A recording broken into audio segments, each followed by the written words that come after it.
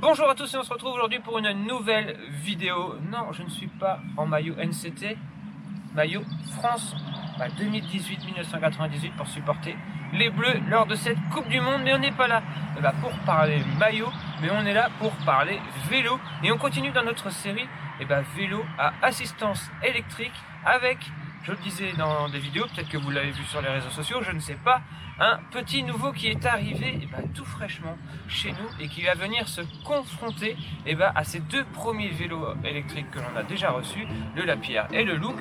Ce vélo, je l'ai juste avec moi, c'est le Willier Cento 1 hybride.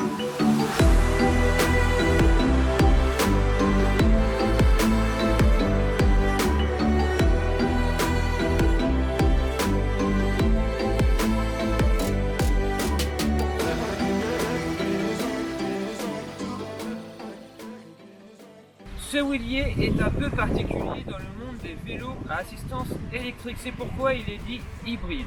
Rappelez-vous, le Lapierre XEBUS fonctionne grâce à un moteur, le système Fazua. Donc on a un boîtier de pédalier avec des engrenages à l'intérieur, un tube diagonal, on retrouve alors le bloc moteur et la batterie. Un système qui pèse son petit poids et qui crée un vélo à quasiment 14 kg, 13,7 kg exactement. Ça reste un vélo déjà plus léger qu'il y avait quelques années dans le monde des assistances électriques. On se rapproche de plus en plus d'un vrai vélo avec une assistance électrique. On a pu le voir au travers déjà de 2 vidéos sur la chaîne Normandie Cycling. Oui, mais voilà, ce genre de vélo, moi ce qui me chagrinait, rappelez-vous dans la première vidéo, dès le départ, c'est ce fameux Q-Factor. On est alors sur un vélo qui a tout d'un vélo de route, sauf le boîtier de pédalier. On a alors un boîtier de pédalier plus large, on n'a pas des vrais roulements, un vrai boîtier de pédalier classique, et ça se ressent. On se retrouve avec les jambes légèrement décalées, on pédale un peu différemment. Et bien ce Willier, il efface ce défaut de ce type de vélo en proposant un vrai cadre typé vélo de course, un vrai cadre route avec un vrai boîtier de pédalier, un vrai pédalier classique, car le moteur cette fois-ci il n'est pas dans le tube diagonal, il n'est pas dans le pédalier, il est dans la roue arrière. C'est la motorisation X35 du e-Bike Motion qui équipe ce Willier. C'est très différent, on va pouvoir le découvrir sur la route. On a alors une assistance un peu moins costaud que sur du Lapierre. On a un peu moins de couple, c'est logique, hein. On est tout dans la roue arrière, donc si vous avez énormément de couple quand vous allez appuyer sur les pédales, vous risquez de patiner de la roue arrière, ce qui ne sera pas le cas. On a une batterie de 250 Wh, ça veut dire qu'on va pouvoir tenir la même distance que le Lapierre, environ 75 km normalement à usage normal, et ça ressemble beaucoup plus, encore une fois, à un vrai vélo de route. Et ça, on aime, pour moi, ça, c'est une vraie évolution du vélo à assistance électrique. Reste à voir si il nous aide vraiment sur la route. On va parler un peu caractéristiques techniques et prix de ce Willier. Si les Lapierre, les Look ont une fourchette quand même assez haute de prix, on est sur des 5, 6 000, 7 000, 8 000 euros pour le Look le plus cher par exemple. Et sur le Willier, le prix commence à 4 100 euros pour la première version. On est ici sur une version à 4 500 euros avec du Ultegra en termes de transmission et bien sûr un freinage à disque et des roues Mich. Alors autant vous dire que les roues Mich, c'est la parfaite inconnue pour moi. On est sur de l'alu 30 mm de haut, on va voir ce que ça donne sur la route. Il faut savoir que le Willier, il est capable d'être encore plus léger. Plus vous montez en prix, plus vous aurez des équipements haut de gamme, et on peut alors descendre le poids du vélo en dessous de la barre des 12 kg, ce qui commence vraiment à être un vrai vélo typé presque compétition, mais avec une légère assistance de la roue arrière, ce qui est vraiment plutôt sympa. Petite différence par rapport à un vélo classique, on est ici sur un freinage à disque avec des gros disques, des disques de 160 mm. Pourquoi avoir fait ça? Tout simplement, c'est lié au poids. On est sur un vélo qui pèse aux alentours de 12,5 kg avec les pédales. Donc forcément, dès que vous allez descendre à des grosses vitesses, le poids faisant, il vous faut des plus gros disques qui vont freiner plus efficacement. Et ça sera le cas grâce à ces disques de 160. Je pense que ça va freiner assez fort et que je n'aurai pas peur de prendre beaucoup de vitesse dans les descentes avec ce vélo. Ce qui est cool avec ce wheelier, c'est que le système électrique est hyper simplifié. Si avec le loop, pour recharger votre vélo, il fallait enlever le bloc moteur et la batterie à chaque fois qui pèse quelques kilos. D'ailleurs, ce matin, en le remettant sur le vélo, je me suis coincé le doigt en reclipsant. Donc autant vous dire qu'il y a des risques de blessures graves. Non, j'exagère. Mais voilà, vous le voyez, c'est quand même un système un peu plus archaïque entre guillemets, parce il y a de la manipulation à faire. On peut alors un peu abîmer le vélo à chaque fois on va venir recharger. Ici avec le wheelie, un simple bouton et une simple petite trappe ici en bas où vous allez brancher le chargeur et ça suffira pour venir recharger la batterie qui se trouve ici. C'est beaucoup plus simple et beaucoup mieux fini, je trouve. Il n'y a pas en dessous du vélo finalement du jeu qui va se créer, pas de liaison batterie moteur. Bref, tout est entièrement intégré à cette roue arrière pour la partie moteur et au cadre pour la batterie. Allez, on est parti pour prendre la première bosse avec ce wheelier. Une bosse qui est assez longue et assez éprouvante normalement. Donc là je pars avec un cœur qui est à 108 parce qu'on vient de faire une petite pause et on accélère. Et là je suis en mode de sport. J'ai mis vraiment l'assistance la plus forte ici pour découvrir un peu comment ça peut accélérer. Et malgré que le couple est moindre, le fait que ça vienne de la roue arrière, on se sent vraiment propulsé. C'est vraiment étonnant. J'ai pas la sensation que le couple est moins important, sûrement parce que le vélo est plus léger aussi. Donc comme tout est plus léger, un couple moindre est tout aussi percutant finalement. Mais là, j'avais dit que j'étais à 108 en bas, j'ai quand même monté mon cœur à 140 là, mais j'ai vraiment pas la sensation de devoir fournir un effort dans cette bosse qui est pourtant très très dure. Enfin très dure. Très longue, on est quand même sur du 6-7%. Là on est sur une petite portion où j'ai ralenti exprès pour voir le couple en montée. On repasse sur du 5-6%.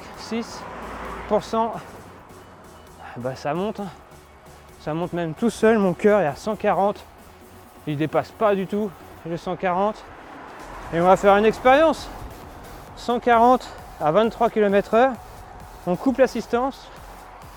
Ah déjà, d'un seul coup, l'assistance à l'arrière qui nous aidait, ça nous aide plus, et le poids du vélo qui est plutôt situé à l'arrière, vu que le moteur est à l'arrière, ça nous plombe un peu dans une bosse à 5% comme ça, et le cœur, il monte en flèche, 150 et je suis à 20 km/h. Wow. Ah ouais, il n'y a pas à dire. L'assistance donne un vrai coup de fouet. Allez, on va la rallumer. En plus, j'avais pas du tout la vitesse adaptée. Voilà, ce qui est fait. On rallume et voilà. On est sur du 7%. On pédale et ça avance. C'est incroyable. L'aide est vraiment très très bonne. Et mon cœur qui repart dans une descente. Comme tout VAE, le problème c'est que j'ai tendance à tout laisser à droite et monter comme descendre, finalement quand je suis en train de faiblir, c'est le moteur qui prend le relais et ça c'est pas bon parce que ça nous habitue pas à changer les vitesses, etc. Par contre, dès que tu coupes l'assistance, tu te souviens vite que tu as un petit plateau quand même.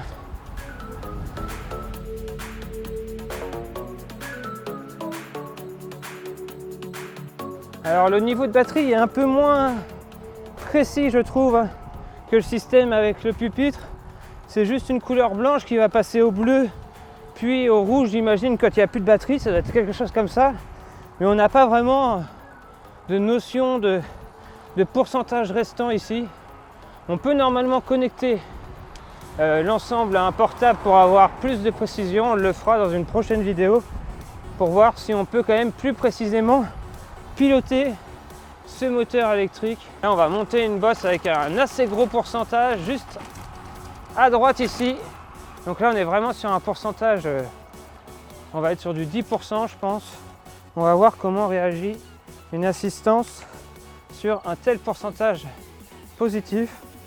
Alors on entend un petit bruit, On entend le moteur à l'arrière qui fait un petit bruit, mais comme c'est situé à l'arrière, on l'entend peut-être un peu moins que sur un VAE où c'est situé dans le boîtier. Alors là c'est bizarre, j'ai eu un petit à-coup. On est sur une pente à 12% là. Bah, mon cœur, je suis pas sûr qu'il va dépasser les 152 pulses, hein. Donc ce qui est plutôt sympa pour une bosse à 12%. On est actuellement à 15 km/h. Et est-ce que on appuie un peu plus sur les pédales, on peut encore accélérer? A priori oui. C'est là où on peut aussi utiliser un VAE en usage sportif. On peut se laisser faire ou on peut donner une impulsion pour aller plus vite. Donc on va monter une bosse de façon classique et on va voir le cœur monter en flèche, forcément. Là on est sur une bosse à 6% et mon cœur est déjà à 155 de haut et on est à 20 km/h. Donc ce qui est plutôt classique. Je dois un peu plus mettre de watts qu'un vélo classique quand même, avec le poids qui est à l'arrière. Le cœur continue de monter à 170 bientôt là. On va donc allumer cette assistance. On est pile poil dans la zone de fonctionnement là. On est à 20 km/h. Donc hop, on allume. Voilà. Et là, déjà on accélère. Ce qui est une chose, on accélère en mettant la même puissance dans le boîtier. Mon cœur qui est à 170 commence déjà à chuter. On est repassé en dessous de 170. Bon, je vous parle donc forcément ça va descendre un peu moins vite que si je vous parlais pas. Mais la descente du cardio commence déjà à s'opérer tout en montant plus vite et en mettant moins de watts. On met 200 watts dans le pédalier plutôt que d'en mettre 300. Vous voyez qu'on gagne un bon 80-90 watts sans faire monter le cardio. C'est vraiment la capacité de pouvoir faire un effort beaucoup plus lissé. C'est vraiment ça l'avantage du VAE et ça se confirme une nouvelle fois avec cette hybride. Là on est quasiment au taquet de la vitesse. On est à 24 km/h, 200 watts dans le pédalier. Si j'avais pas l'assistance, je devrais mettre plus de 300 watts. Mon cœur sera à 170, 175 et là il est à 20 pulses de moins. Vous pouvez gagner 20 pulsations en pleine bosse. Donc pour ceux qui ont des problèmes cardio ou pour ceux qui ne veulent pas trop monter dans les tours, le VAE ça peut servir à ça. Et c'est vrai que lorsqu'on regarde le vélo vu de haut comme ça, on voit pas le moteur arrière, à part le bouton qui trahit un peu, qui est d'électronique dans le vélo. On a vraiment la sensation d'être sur un vélo classique. Les tubes sont pas si disproportionnés par rapport au vélo actuel. On trouve parfois des vélos non électriques tout aussi gros. Donc franchement, je mets au défi les gens qui me croisent de voir au premier coup d'œil que j'ai un vélo électrique ou pas. C'est vraiment très très bien fichu. Allez, c'est déjà terminé pour cette vidéo présentation et découverte de ce Wheelier hybride. On comprend mieux maintenant le terme hybride. C'est vrai que c'est quelque chose que j'avais du mal à concevoir. Pour moi, un VAE, c'était un VAE. Mais là, on est vraiment sur quelque chose d'un peu à part, un vrai mix entre vélo et assistance, un vrai vélo, un vrai cadre de route et une vraie assistance dans la roue arrière. On va maintenant, durant les quelques jours, quelques semaines qui arrivent, pouvoir le tester dans plusieurs situations sur des parcours vallonnés, des parcours plats. Et pourquoi pas aller rouler une fois en groupe sans rien dire à personne pour voir si les gens se rendent compte que j'ai un vélo électrique ou pas. Ça pourrait être une bonne expérience ça. Et pour voir aussi les réactions des gens s'ils ne m'insultent pas le fait d'utiliser un vélo électrique. On réalisera tout ça dans des prochaines vidéos. Merci à tous d'être toujours de plus en plus nombreux et toujours d'être de plus en plus actifs Et dans les commentaires, dans les abonnements. D'ailleurs, n'hésitez pas à vous abonner en cliquant hop, juste en bas de la vidéo. Là, il y a un petit bouton rouge s'abonner. S'il est rouge, c'est que vous n'êtes pas abonné. Alors abonnez-vous pour recevoir les notifications et toutes les prochaines vidéos directement dans votre boîte mail. Et on se dit à très bientôt pour la suite des aventures sur Normandie Cycling. D'ici là, comme toujours, portez-vous bien. Ciao tout le monde!